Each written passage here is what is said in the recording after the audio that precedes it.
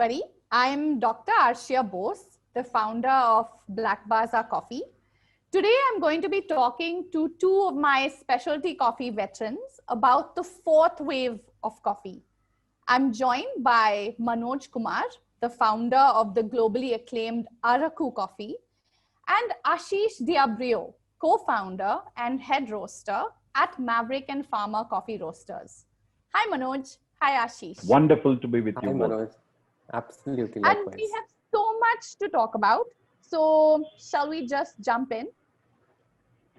Yes. All yours. So what made you decide to work with coffee? Is there a story behind why you got into the business? So I come from a very strong coffee drinking culture. I mean, I grew up in Bangalore and our mornings were always greeted by a nice cup of coffee that was brewed through the night by the grandmother, etc. And Bangalore has a very strong coffee drinking culture. Even from the family, there were so many uncles and grandparents, etc., who own and ran estates in Chikmagalur. It's a very Bangalore Catholic thing. And then, of course, that tradition continued when I moved to Bangalore, and it was great until I went abroad and I really tasted coffee that's very different and really yummy and delicious and very varied, right? So then we came back and said, why can't we get something like this in India? And I have a friend who's my partner, co-founder, Tej, who's a third generation coffee planter. And we said, you know what, it's just about seeing that fresh roasts and coffees that are treated with care, that are cultivated beautifully and with care and with certain nuances taken care of, etc. That will really change things for this country and from a coffee drinking point of view. So then that's when we decided, let's start our own brand of coffee where we are growing our own coffee and then we are roasting it on a daily basis and we are getting people excited about Indian coffee for a long time. And that's very briefly why I got into this business. And that's so cool because it's so different from how I got into it. Because for me, it was totally accidental, right? I mean, I just happened to be in coffee growing regions. I was a social scientist. My goal was to be a professor at a university. And I was studying land use in the Western Ghats, where everywhere we went to study forest and wildlife, we found coffee farms, because coffee farms and biodiversity in India, and in fact, actually all across the world, interconnect so much. And so every time I was talking to coffee growers across Coorg, across Karnataka, across parts of Wayanad and so on, saying, can we actually start a far more ecologically resilient farming practice? Every producer I met said, why don't you do it? Why don't you start a coffee company? And so I feel like I got arm twisted into starting Baza Coffee, but I couldn't be happier. Manoj, how about yourself? So you took my phrase, which is accidental entrepreneur. So I will sort of paraphrase what you said, because mine was a similar story. I did not come from third generation coffee or anything to do with coffee, apart from the fact that I loved drinking black coffee from childhood. So mine was a story of being thrown into the Eastern Ghats, where this mystical place called Araku was there.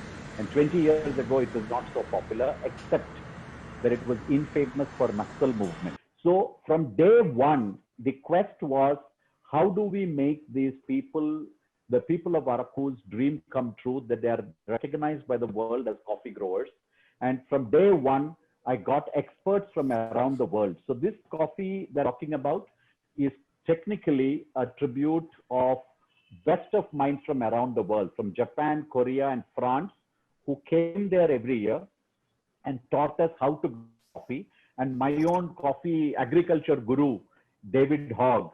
So my job was to spread as an evangelist the idea of biodiverse, biodynamic agriculture and come up with an economic model so that the farmers are profitable.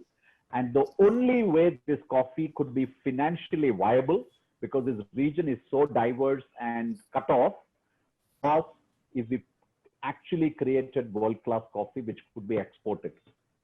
So it is one led to the other, and the only solution left was create a retail brand.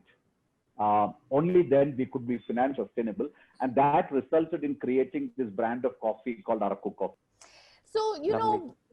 we know that the world's seen an evolution of coffee, and there was the first wave of coffee that didn't really focus on transparency, followed by the second wave of coffee, which focused much more about creating an experience for the drinker.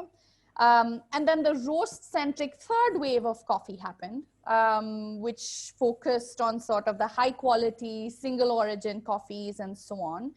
And that kind of finally brings us to this idea of a fourth wave of coffee, which is set to kind of bring an element of consciously made coffee to coffee drinkers. Have you seen coffee and coffee drinkers evolve?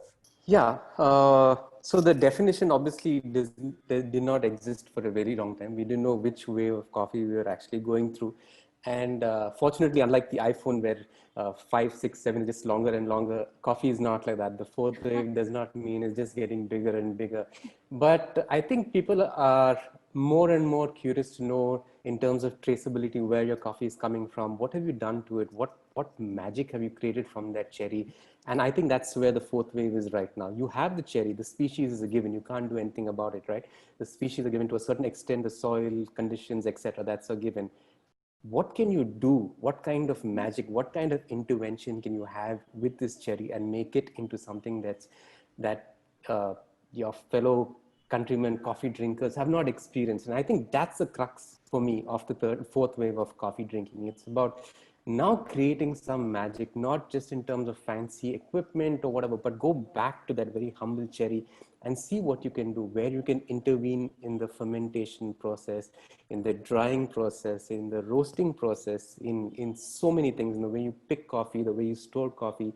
And I think that's what's really exciting. And the consumers slowly, yes, the Indian consumer is excited and they are very curious to know. They've traveled a long way from, and Arshiya, you would know this, and I'm sure Manoj too, the experiences that we had with customers, say 5, 6, 7 years back, where the most common question was, "Arey, I'm mixing and mixing the coffee, but it's not dissolving," right? Because they think all coffee is instant coffee. And from there to where we are right now, I mean, it's a huge growth, and yeah. For us, it's been very interesting to engage consumers in the process of creating different blends of coffees, flavors of coffees, roasts of coffees. And we've had many, many rounds of sort of cup tasting coffees together to be able to create something that some of our consumers want. And I was curious to ask you the same, Ashish, in terms of how do you gauge what a consumer cares about? And do you do focus groups, trials? What's the process at Maverick and Pharma? So at Maverick and Pharma, we like to do things, look at things slightly differently. And that's basically what the brand is about. It's about trying to take off from our complete control over that farming process, that the knowledge of farming and know exactly what soil does to what plant and what moisture will do. And so obviously there comes decades of experience in that. But we'd like to be a little maverick about it and try and see where we can take off from there. So from that, knowing the rules so well and then trying and disrupting and breaking it. And I think India is ready for now experiencing completely new textures and layers in the coffee that they drink, right? So therefore, the process, like you asked, the process for us is that we spend a lot of time of the year trying to sort of brainstorm and think of some really random ideas. What if we call ourselves the what ifers during these meetings, right?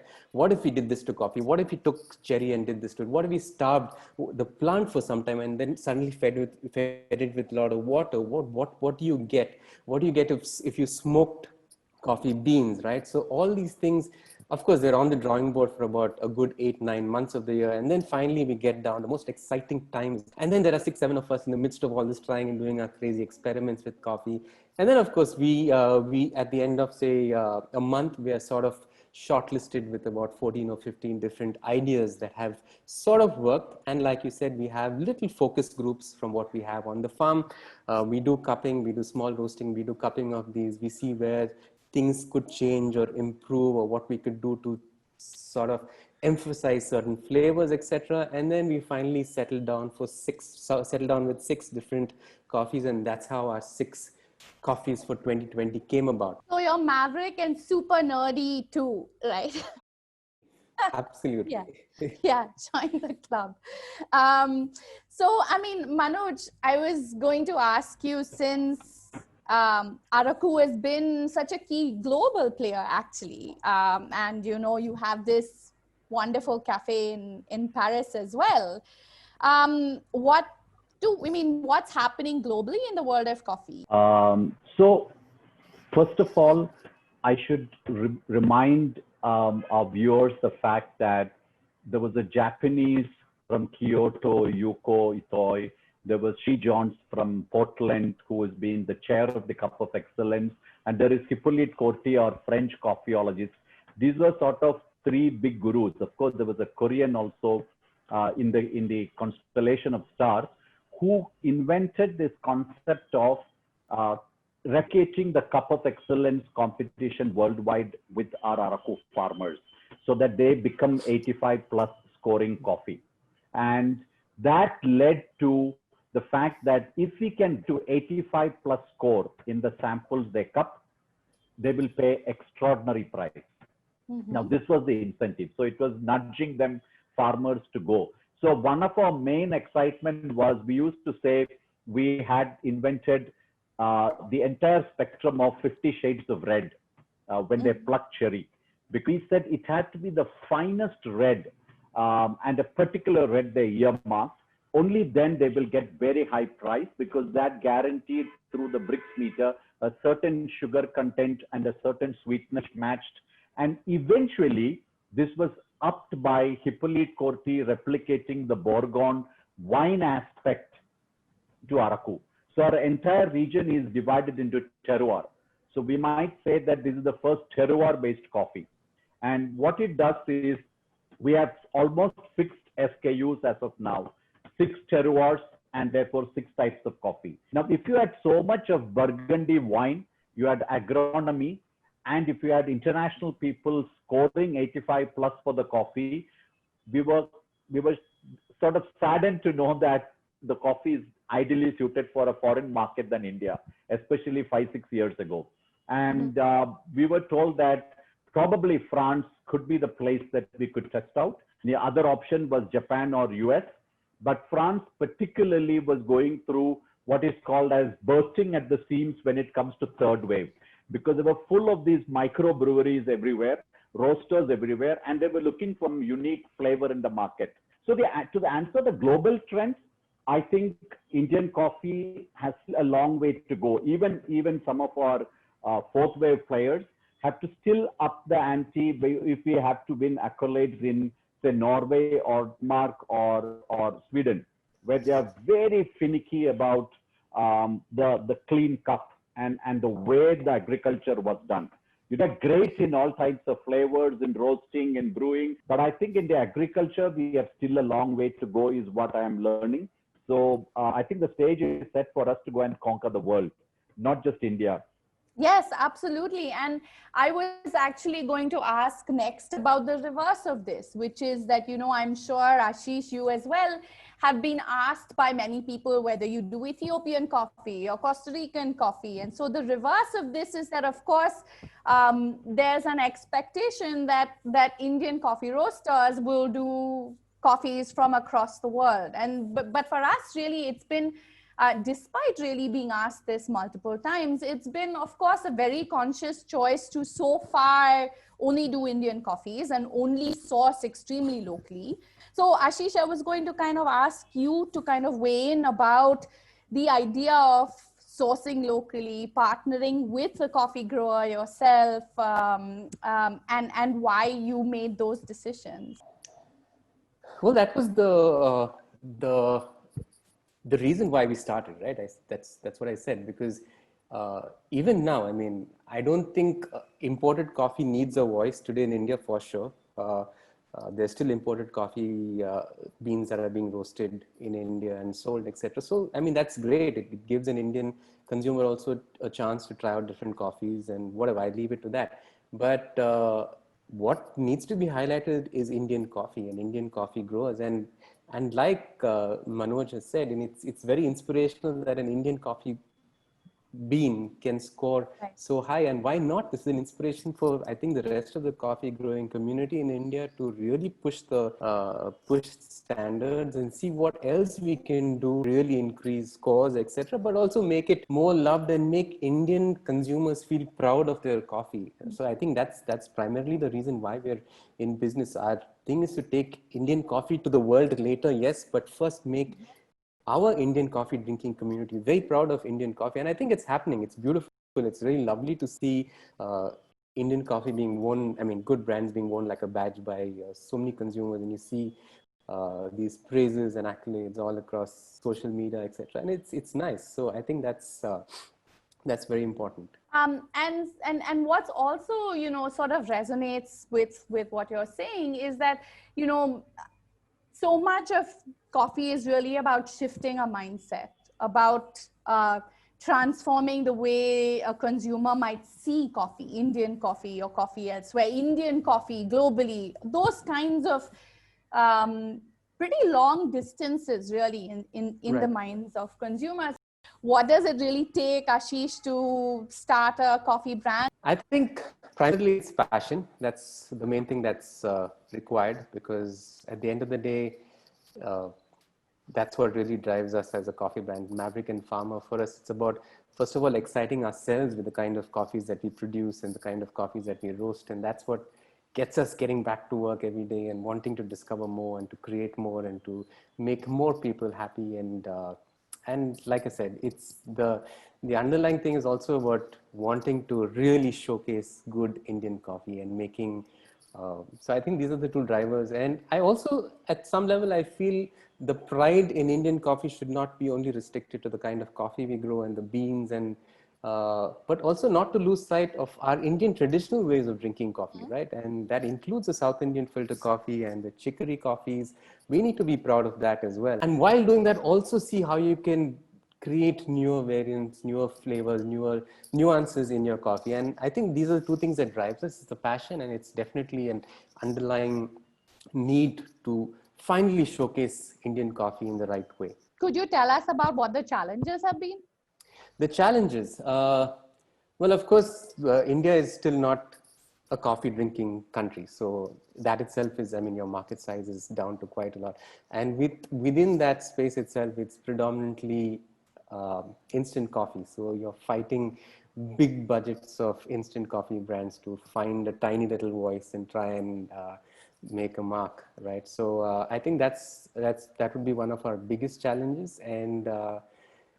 And I think the lack of Indian coffee being marketed well over the last couple of decades or even more, I think that's also a little disheartening, that so many international coffee events, and you have the Brazilian counter rocking and you have the Colombian counter rocking, and then you go to the Indian pavilion and it's shut. And there are some people who are just, some delegates just lying down there, and the rest have gone sightseeing. I think very important, we should realize that we have a fourth wave, an additional responsibility to make food through coffee, the discussion around food itself as a very political discussion. And I use the word political very seriously, because we are living in times when we have to ask questions about climate change.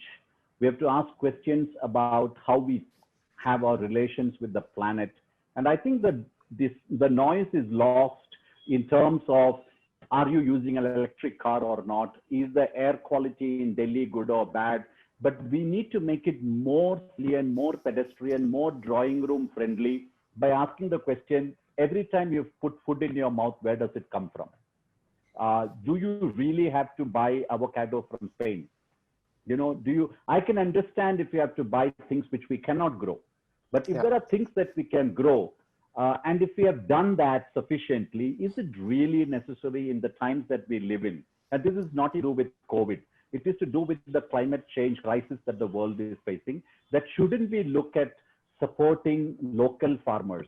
That is what is going to make fourth wave really a formidable one to stay forever. And that's what we all will aim for. That's what we should do. If we do that, there is no question of importing Colombian or Ethiopian coffee. I mean, you can do that as a celebration, but really that cannot be your norm and culture. That's the way I will sort of in a more political way to the ecological imperative for us to support local farmers.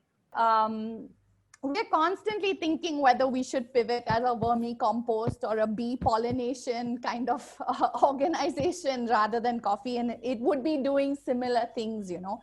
But for us, you know, when we think of sort of sustainability, there's few different things that are very, very kind of crucial to how we do it. One, of course, is ensuring all of the insects, all of the biodiversity, birds, animals, so on exist. And we have, in fact, this wonderful citizen science and participatory research program that we do with 650 producers who are all monitoring biodiversity on a daily basis. And we're finding some fascinating things about how coffee farms that are biodiverse then are far more resilient to changing climate and so on and so forth. But it's also meant pretty bold, I think, adjustments from a consumer perspective. But we've also asked them to make inconvenient changes. Like we've, you know, we have this fully biodegradable packaging and you can't reseal a bag and put it there. And we're asking these things that sometimes are actually quite difficult to do. And so I was going to sort of ask Ashish, you to weigh in on what sustainability means for Maverick and Farmer, and what might be some of the things that you're experimenting with. Right. So the thing is, when you are a coffee farmer, and that's probably a bulk of all you produce, right? You're like Tej told me once, if I kill the ants, then I'm shooting myself in the foot, because the ants don't eat the mealybugs, and that triggers a different kind of sort of reaction. And then finally you just lose crops. So in the process of saving a few plants by trying and spraying it with pesticides and whatnot, you're actually killing, like you said, all these little critters and all these little organisms that can actually do more good than bad. So on the farm itself, there's the sustainability in terms of keeping your soil absolutely clean and trying and seeing that it's beautiful and it's got this really sort of a very diverse sort of growth underground, right? So that's something that's been an everyday practice for many years for Tej, and I think that's like I said, for him he doesn't want to shoot himself in the foot, right? So but yeah. Apart from that, there's lots of sustainable practices in terms of the water, in terms of seeing that there is no bringing in of outside water whatsoever, trying to sustain and keep whatever water falls into the farm at different levels of the topography, using the same water. A big thing is in terms of when coffee is pulped, right? So the water is mixed with the coffee pulp, and that actually if it's released directly into the soil, at a roastery level, a lot of the husk that is created, a lot of the chaff that is created, we have people who come and pick it up from us, and at no cost as long as they take care of the shipping. We have a lot of coffee grounds that are generated because we do liquid coffee, right? So there's, and for commercial use, large volumes of coffee grounds that are generated that are used for mushroom farming, etc. Again, this is picked up by mushroom farmers from Bangalore, and they use it. So wherever possible, for us, Arshiya, to be honest, the biodegradable packs didn't work because customers complained about a loss of aroma, etc. So we still sort of figuring that out. I mean, so much of this is really work in progress because things are also changing all the times, right? And we're seeing so much sort of coming out of the news from Central and South America about how coffee is likely to go extinct by 2050. And even if it doesn't go extinct, there'll be so much of a change in the flavor of coffee because of the way climate is changing.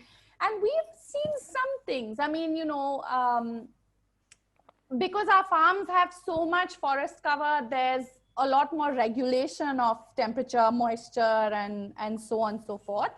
But we're still seeing some things, right? So we see, for example, that pest outbreaks in coffee farms are far more now than they were a decade ago. And so I was, going to ask you folks whether you're actually seeing the effects of changing climate. Manoj, are you seeing it? So I would like to say that our singular contribution will be that we could be the last coffee standing, because not because of the coffee. I mean, it's serious because what we need to look at is coffee is just an example. We have around 28 indigenous varieties of trees in the adjoining plots, and none of this is more than 1 acre coffee plot. So we have 50,000 coffee single estates, 1 acre each, and 50,000 separate indigenous varieties, including not just jackfruit, but avocado, custard apple, all of this. So the extraordinary focus on creating the entire Eastern Ghats, nearly 1,000 villages, to have biodiversity is something which Araku will greatly benefit, or Eastern Ghats will benefit, which I am painfully worried about Coorg. Because Coorg has a legacy of great trees, but I don't know whether the biodiversity and the type of agriculture practice is sustainable. So I think our challenge is coffee should be using, because coffee is such an easy conversation starter. We should use coffee to become the political discourse over food and ecology. And I think we have a role. I mean, you rightly said, Arshiya, about worms, earthworms and bees. I think we need to take this beyond and demonstrate that our cafes, our coffee, also talk about how we can save not just coffee, but the planet itself. So I was going to ask, saying, since so many of the themes, all of us in the specialty coffee industry in India, is there a space for working together collaboratively or collectively to see some of the changes that we want? And what might that space be? Yeah, I think sharing of information is really, there's just so much to learn, right? I mean, with whatever experience one has to, but things are changing and climate is changing, whether we like it or not. And there's new ways of coping with these changes. And I think the sharing, in some sense, Manoj, I don't know if I'm putting it the right way, but Araku is a nice virgin coffee territory, right? And so there's probably some restart learnings that we can probably discover from there that we could apply here. Since the 1870s onwards, we've been growing coffee in India. And so some of the changes we see in Coorg and Chikmagalur aren't going to be fixed overnight, right? So they will, as you so correctly say, need time and need planning and need collaboration. And in some sense, I suppose the mission is similar. I mean, we all want to continue to grow coffee, drink coffee, see coffee. And I suppose there's much space there. Manoj? We have an opportunity to spread coffeeology. I would love if tomorrow we have universities offer an undergrad course called coffeeology, because it covers from agriculture to ecology to brewing to experiencing taste. So we should look at that, how we can collaborate on that. I would love in our coffee school, Ashish and Arshiya to be faculty, guest faculty, come and talk about what we have done, because that's the kind of collaboration. Your terroir lessons are very different from mine, and we need to share that.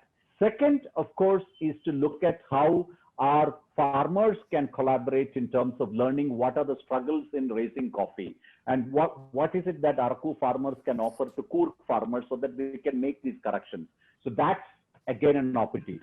And I think the third opportunity is genuinely bringing in a little more aesthetics and culture into the way retail and hospitality industries run itself. I think we need to ensure that by no stretch service industry becomes servitude. We need to bring in expertise.